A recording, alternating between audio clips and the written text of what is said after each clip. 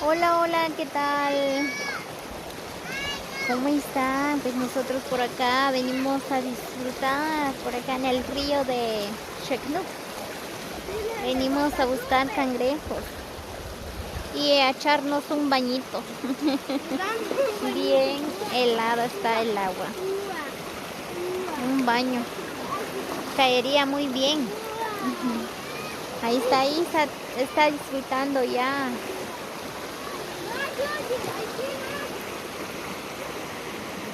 Ella chateando con el tóxico. El tóxico no lo deja ni un minuto, ni un segundo. ¿Quién quiere ser mi tóxico? Hola, nena.